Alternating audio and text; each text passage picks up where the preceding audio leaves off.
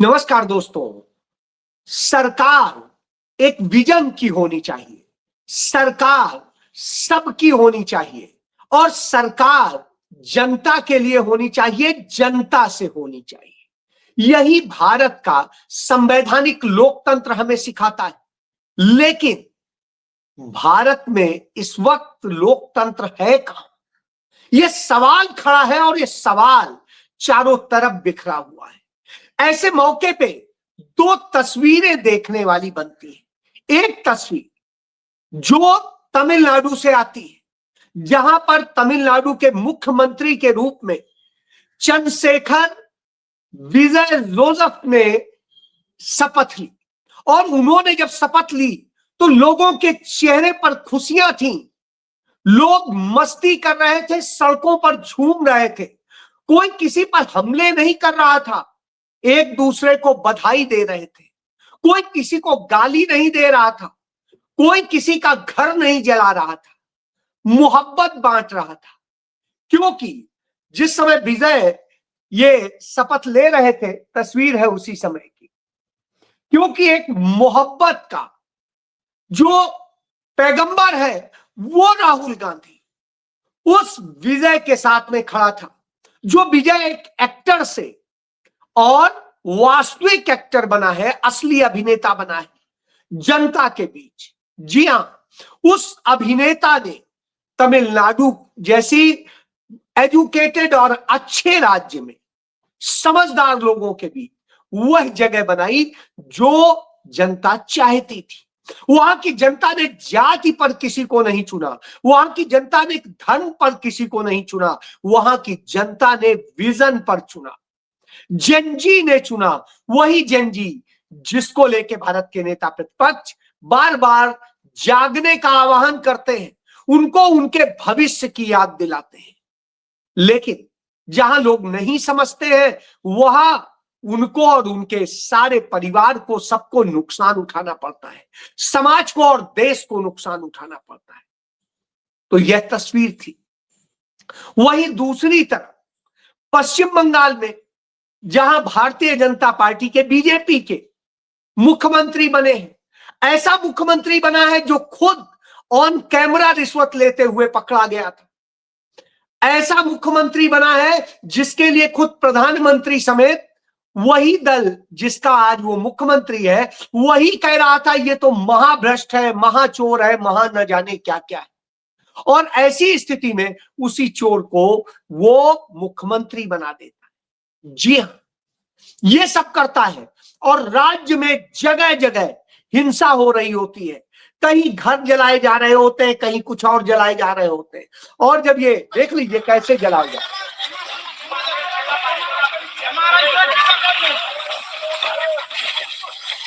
अब आप सोचिए, ये जिनके घर जलाए जा रहे हैं वो भी बंगाल के निवासी हैं, भारत के ही नागरिक हैं।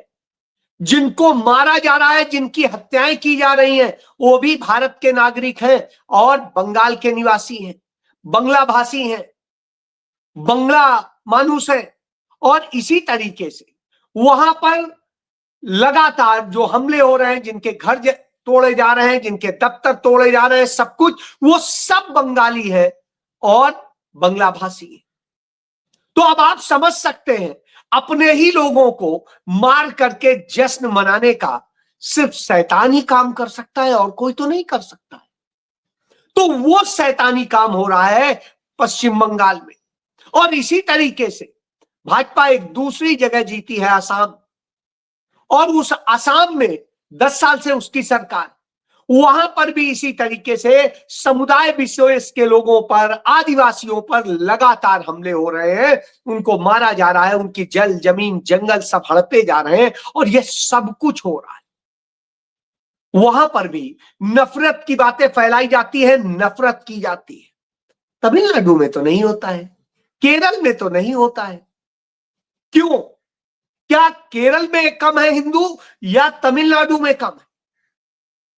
तो अब आप सोचिए, जहां पर इतनी भारी तादाद में, जहां मुसलमानों से, ईसाइयों से सबसे ज्यादा हिंदू ही है, बावजूद इसके वहां एक ऐसा लड़का मुख्यमंत्री बना है, जंजी मुख्यमंत्री बना है, जिसकी मां हिंदू है, पिता ईसाई है।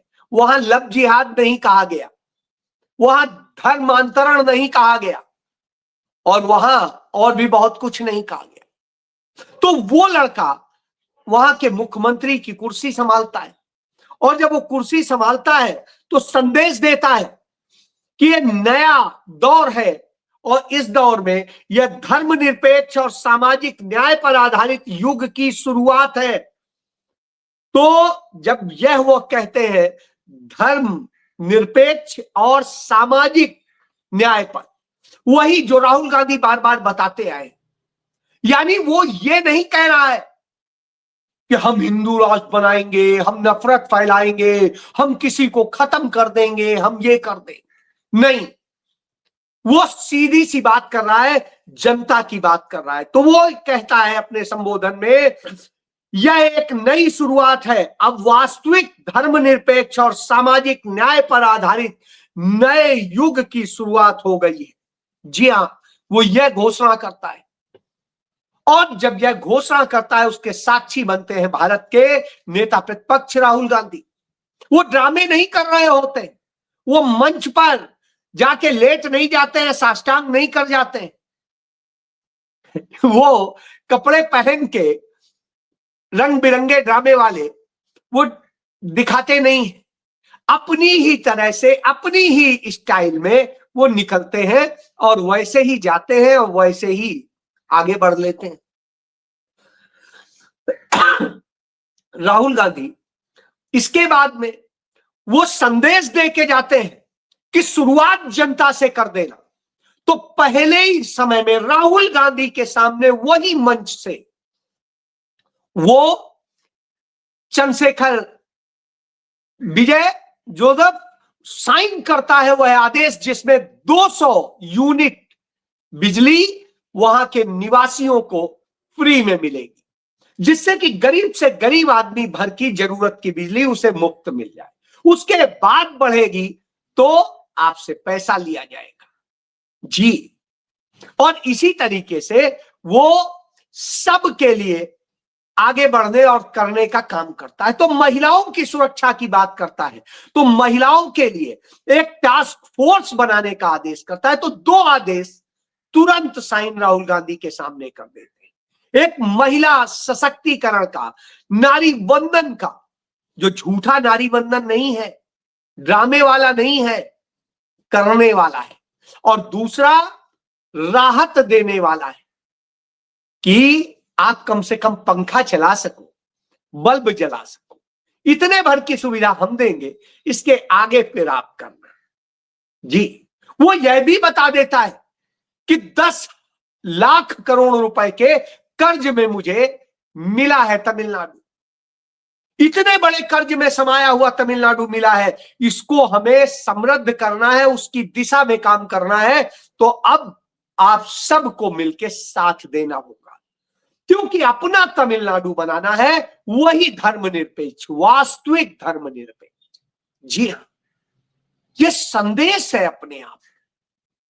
तो यही आइडिया ऑफ इंडिया है जो राहुल गांधी के साथ दिखा, और नरेंद्र मोदी के साथ पश्चिम बंगाल में दिखाई दिया था आपको।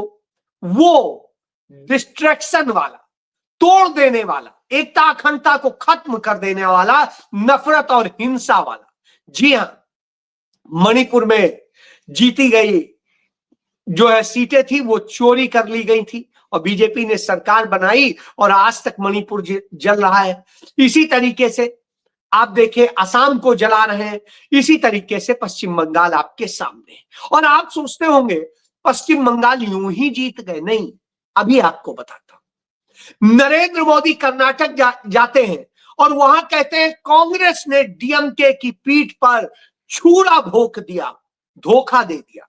बड़ा अच्छा लगा, बहुत सारे लोग ऐसी बात करते हैं। तो एक आता है कि क्या सचमुच राहुल गांधी ने धोखा दे दिया? तो पता चलता है नहीं भाई।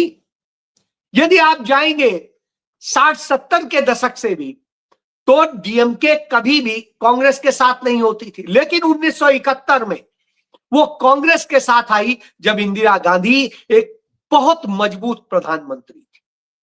और जैसे ही सन 77 की सरकार बनने की बारी आई, वो डीएमके कांग्रेस को छोड़ के चली गई जनता पार्टी के साथ में। और उसके बाद में 1980 में फिर कांग्रेस आई तो वो कांग्रेस के साथ आ गई और जनता पार्टी का साथ छोड़ दिया। और 1989 में उसने फिर कांग्रेस का साथ छोड़ा और भाजपा के साथ आके खड़ी हो गई। और उसके बाद में आगे अटल बिहारी वाजपेयी की सरकार में वो पूरा साझेदार रही। अटल बिहारी वाजपेयी की सरकार चली गई, कांग्रेस की सरकार आई तो कांग्रेस में साझेदार हो गई।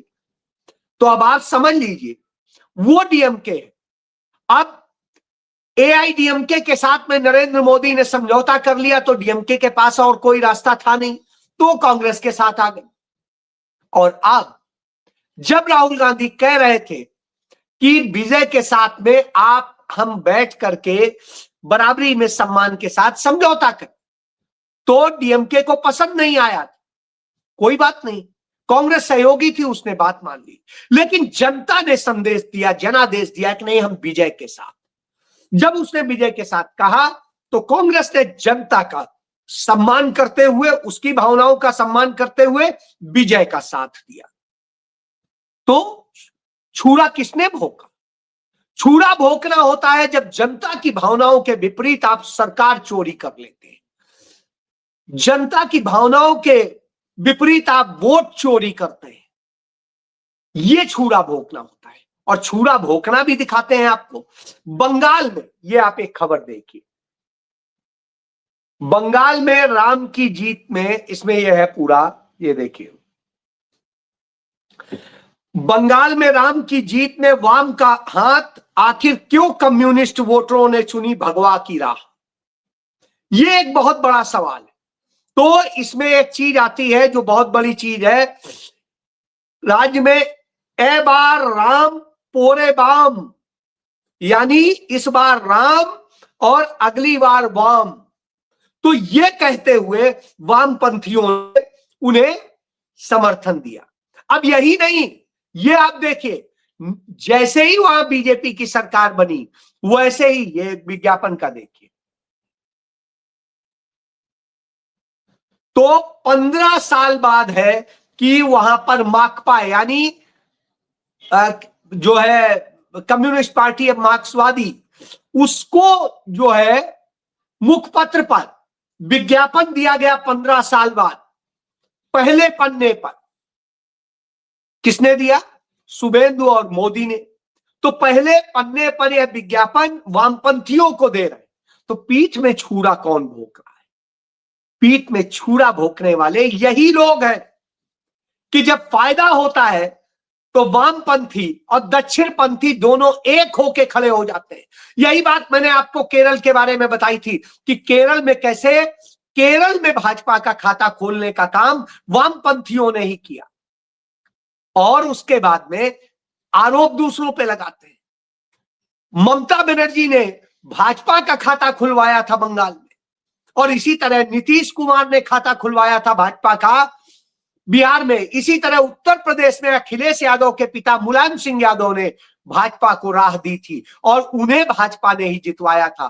पहली बार मुख्यमंत्री भी बनवाया और मंत्री भी पहली बार बनवाया। तो अब आप समझ सकते हैं, जो लोग यह कहते हैं मायावती को पहली बार किसने बनवाया? भाजपा ने ही बनवाया मुख्यमंत्री। तो इसी तरीके से यदि आप जाएंगे तो तमाम जगह आपको ये देखने को मिलेगा। तो वही स्थिति आज देखने को मिल रही। इसीलिए राहुल गांधी ने कहा था कि भाजपा से अकेले कांग्रेस है लड़ सकती है, कांग्रेस के अलावा और कोई नहीं लड़ सकता है। क्यों?